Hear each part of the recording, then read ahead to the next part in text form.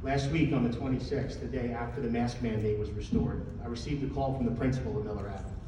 She informed me that my children had politely declined to don their government-mandated pocket rags over their mouth and noses, and as a result, they were segregated from their class. Apparently, a non-medical expert decided that my children were vectors of disease and must be quarantined from the new normalcy, which is treating children as though they have leprosy so paranoid adults can feel better about sharing the same air as them.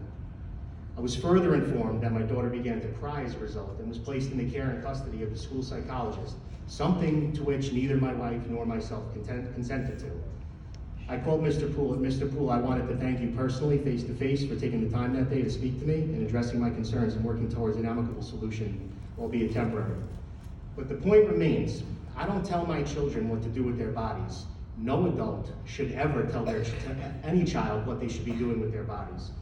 It sets a dangerous precedent to teach children at a developmentally vulnerable age that their bodies don't belong to them. Do you guys think of something other more damaging that could be the outcome could manifest itself in the lives of children who were taught to consent to whatever an adult tells them to do with their body? While we're on that subject, according to the Rape, Abuse, Incest National Network, 1 in 9 girls and 1 in 52 boys under the age of 18 will be sexually abused in their lifetime. How many children under the age of 18 have died of COVID since the beginning of the pandemic? As of today, according to the CDC, if you believe the numbers are legitimate, 748. The priorities of our elected officials are motivated by something other than what is best for our children. And this is not the forum for the what or the why, but the fact remains that everybody sitting up here is the gatekeeper. Okay? History does not look kindly upon the people that stood idly by while people that did nothing in the face of a despotic leadership.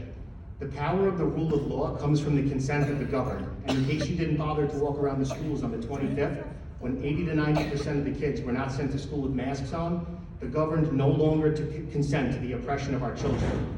And as I said to Mr. Poole during our conversation, the parents of SWR are stating it loud and clear. It is time for our district to act like the leaders and risk takers that we teach our children to be. This must end.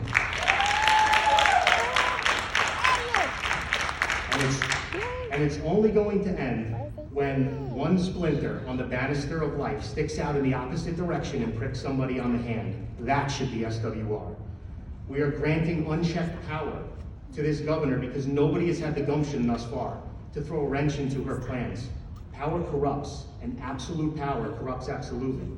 This facile excuse of closing schools or pulling funding doesn't pass the smell test to a critical thinker. Are we to believe that Lee Zeldin, our congressman in the 1st District of New York, a man that's running for government on the very premise of righting the wrongs in school districts, is going to permit that to happen? His entire campaign would be sunk. Or Steve Bellone, our county executive, a Democrat, who stood up to the governor and said he would not enforce draconian mask penalties and mandates in the county, in Suffolk County. He is going to wear a school closure around his neck when he's trying to stay in public office. This community is going to be permitted to grind to a halt. A school district, mind you, comprised of makers and producers and teachers and firefighters and cops. A school district that is a critical section of the tax base of the county and state. There is no chance that those men or any reasonable politician is going to permit that to happen and defy the will of these people in this district and dare to replace any of you. We need to be that example. We need to be that splinter. And when we are, this district and the leadership in this room will not be remembered for genuflecting at the altar of a power-drunk governor. We will be remembered for being the small district from the east end of Long Island who changed public policy for one of the most populated states in the country. A true profile and courage. Do you think we're asking too much?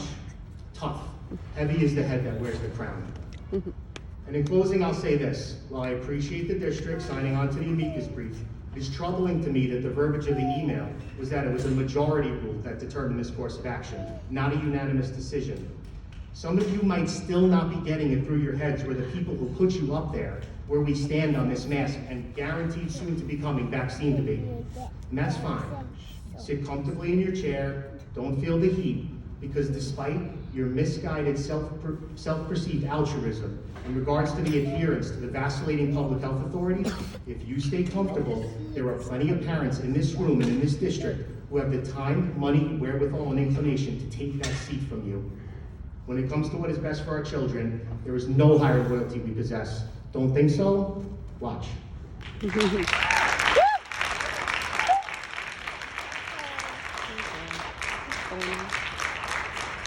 Okay.